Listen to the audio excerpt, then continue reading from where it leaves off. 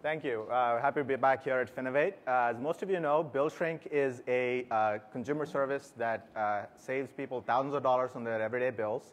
In fact, we've saved over $1 billion for over 1.5 million customers so far. Most of this has been exclusively on BillShrink.com, though. We're here to announce that it's now going to be everywhere. We're announcing Statement Rewards, a product that we are launching in conjunction with our bank and credit card partners to help drive customer profitability for them by driving a higher shift of spend onto their cards, increased loyalty, and achieving all of this with just a single line of JavaScript. What does the product do? It's effectively bringing the power of the BillShrink engine right into your statements. It rewards you for using your credit and debit cards for large and small expenses. Let's just jump into a demo to see how all this actually works. Great. So I've logged into one of my colleagues' credit card accounts. This one happens to be on Citibank. These aren't demonstrative of live partner integrations, rather just a collection of some credit cards we had around the office. I'm going to click this button up here. It says Add Statement Rewards. And what this is going to do is going to inject that single line of JavaScript that Schwartz made reference to.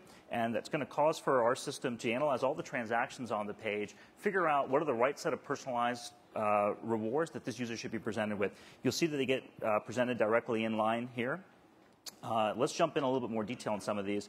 This first transaction you can see is from Verizon Wireless, which obviously is tied to the user's monthly cell phone bill. For these types of recurring bills, the approach we take is an integrated one where we can help the user see if they can spend less on their service, in this case, wireless service. So I'm going to give the system a little bit of additional information and hit go. Just as a quick background, and for those of you who are less familiar with BillShrink, what we've been doing since we launched the service in 2008 is to provide users with personalized recommendations, data-driven on complex products like cell phones, TV packages, credit cards, et cetera. The first thing we always do is get an understanding of what the user's unique usage requirements are. And the best way to do that for wireless is to get directly from their cell phone bill, which is the process that we just did. So here you can see we play a little bit of information back to the user in terms of what we learned from their cell phone bill. But most interestingly, I can click View Recommendations. And here you can see BillShrink has figured out, based on the wireless marketplace, that we can save this user upwards of $800 a year by switching to a different carrier, or even to save money just by switching to a different plan on their current carrier. In a very similar way, we've helped save 8 out of 10 wireless users money on their cell phone bills. So we're really excited to bring the power of that savings platform directly into your statement. We can do the same thing for TV. We can do the same thing for gas as well. Here you can see, for example, we noticed the user filled up at a 76 station in San Francisco. In the statement, we'll show you the cheapest price of gas today, and the user can get more detailed recommendations as well. So all of these verticals, gas, wireless, and television, add up to savings of over $1,000 per year per consumer. Substantial savings, clearly large spend items that are on most people's cards today. 90% of those surveyed actually said that they'd move that spend to a card that actually had the Statement Rewards type feature on it, whether it's a debit or a credit card. So clearly something that is very interesting to consumers. But we also have other spend that's not as large, transactions at Starbucks, for example, high frequency, low amounts, and we can help solve money on those as well. Let's look at our loyalty rewards part of the product. Great. So let's go back to the same statement, and let's focus on this transaction here from Target. In this case, the user is receiving a reward for having previously visited Target and spent $50 their last transaction. As a result, they have a reward where they can get another $50 of merchandise for only $35 if they buy today. This prepay mechanism is becoming very popular. Merchants love the high engagement rates. Customers get access to great deals, so it's a win-win all around. Now, depending on the reward, there could be different payment and fulfillment options. Here's one scenario we've laid out where the user can simply single-click to complete the purchase with a little bit of bank partner integration. We can securely charge their credit card since they're already logged into their account. Then the user can continue to print their receipt, take it in any store for fulfillment. So we think this is a really easy and fast way for users to get up and running and rewarded for their purchases.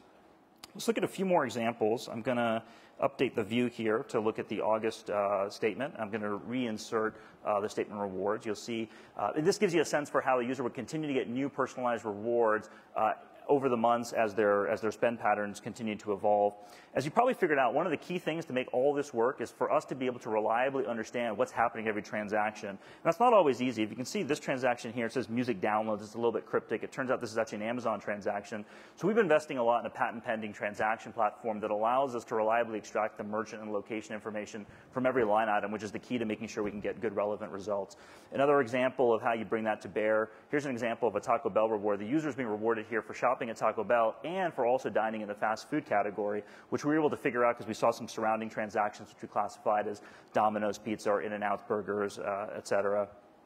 Now, there's other types of rewards besides loyalty rewards. You can have non-loyalty rewards as well. For example, here's an example where Macy's is trying to reward Kohl's customers. One important note is the user can exert control over this platform as well. They can like offers, they can dislike offers, and when they do that, they help to train the system so that you get increased and better personalization of your offers, of your reward selection on an ongoing basis. The platform is also extensible to include support for third-party rewards. In this case, the partner bank is wishing to cross-sell its auto loan products to its credit card holders. And so they've found a transaction that's indicative of car ownership, in this case a gas station, and they provided an appropriate offer here. I'm going to switch over to one of my colleagues' statements, this time on American Express. And you can see very similarly, you see statement rewards throughout the screen. The look and feel is totally customizable by the bank, so we've made sure that they have full power to control the experience on their statements. So 90%, as we mentioned earlier, surveyed said they switched spend or card, debit or credit with statement rewards as a feature. It's understandable why. They get real help trying to shrink their expenses and discounts at merchants they like to shop at. Banks get increased profitability via higher loyalty, increased spend on their cards, as well as achieving all of this with just a single line of JavaScript.